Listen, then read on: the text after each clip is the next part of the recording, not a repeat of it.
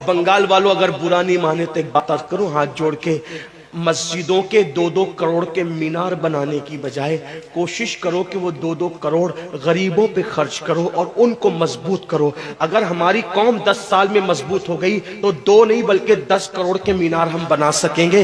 اس لیے میری گزارش ہے، جلسوں کے خرچے بھی کم کرو، شادیوں کے خرچے بھی کم کرو اور سب خرچے کم کر کے اپنی قوم کو مضبوط کرو۔ حضور علیہ السلام اسی لیے تشریف لائے تھے۔ تو دیندار بنو، مالدار بنو، اور نمبر 3 ایجوکیشن پہ بہت محنت کرو۔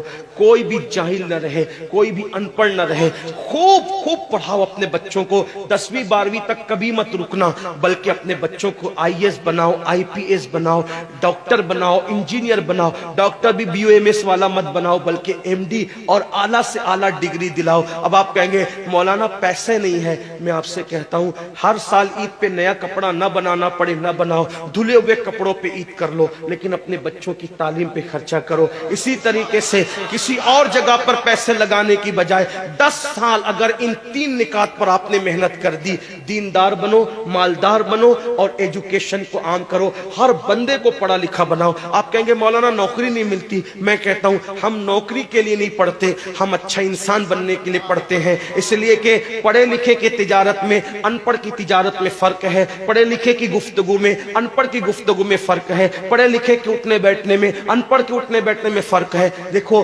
آپ یہ نہیں کہتا ہوں کہ آپ سب ان پڑھو، لیکن ایک بات آپ سے کہتا ہوں، محفل میں پڑھے لکھوں کا انداز اور ہوتا ہے، ان پڑھ لوگوں کا انداز اور ہوتا ہے۔ کھانے میں، پینے میں، اٹھنے میں، بیٹھنے میں تعلیم کو عام کرو، دنیا بھی پڑھاؤ، آخرت بھی پڑھاؤ۔ اپنے بچوں کو اتنا علم دو کہ وہ مسلمان رہے، سچے مسلمان رہے، اور اپنی بچیوں کو بھی اتنا علم دو سچی پکی مسلمان رہے، اور اسکول، کالج، یونیورسٹی میں اعلیٰ سے اعلیٰ تعلیم دلاؤ۔ اور یاد رکھنا غربت کا بہانہ مت بناؤ۔ بیٹیا کی شادی ہوتی ہے تو لاکھوں روپے کہاں سے آتے ہیں، اور آپ سے کہتا ہوں 8 گھنٹے محنت کرنے کی بجائے 16 گھنٹے محنت کرو، محنت میں پیچھے مت ہٹو، اپنے بچوں کو پڑھاؤ۔ صرف 10-12 سال ہندوستان کے تمام مسلمان محنت کر کے اپنے بچوں پہ محنت کر لیں، کوشش کر لیں، کاوش کر لیں، تو دیکھنا نقشہ بدل جائے گا۔ یہ بھی آپ سے کہتا ہوں، ایک بات کہتا ہوں، منع نہیں کر رہا ہوں، اگر مجھ سے غلطی ہو تو میرے علماء اصلاح کریں گے، آپ میری ذات کو دیکھ کے قبول نہیں کرنا۔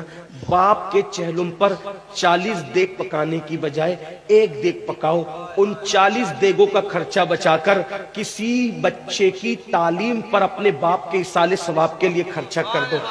پیر صاحب کے مزار پر 1 لاکھ کی چادر لا کے ڈالنے کی بجائے 100 روپے کی چادر ڈال دو، باقی کے پیسے بچا کر غریبوں کی تعلیم پہ خرچہ کر دو۔ پیر صاحب کے ایصال ثواب کے لیے وہ اس 1 لاکھ کی چادر سے جتنا خوش ہوں گے، وہ 100 روپے کی چادر سے بھی اس سے زیادہ خوش ہوں گے، کیونکہ آپ نے کسی کو اٹھا دیا، کسی کو آپ نے ترقی پہ لے گئے۔ ایک بات کہتا ہوں، میرا پیر جنتی ہے تو میرے پیر کو میری 1 لاکھ کی چادر سے کیا غرض، اس کو تو جنت میں اس سے بہتر لباس مل چکا ہے، اس کو تو 1 لاکھ کا اس سے بہتر لباس مل چکا ہے۔ تو یہ باتیں تلخ لگے معاف کرنا، لیکن آپ سے ایک بات کہتا ہوں، رسومات سے نکلو، حقیقتوں کی طرف آؤ، رسومات سے نکلو، سچائیوں کی طرف آؤ۔ ایک دوسرے کو گرانے کی کوشش مت کرو، ایک دوسرے کو اٹھانے کی کوشش کرو، آپس کے جھگڑے ختم کرو۔ تیرا سلسلہ بڑا، میرا سلسلہ بڑا، تیری برادری بڑی، میری برادری بڑی، تیرا پیر بڑا، میرا پیر بڑا۔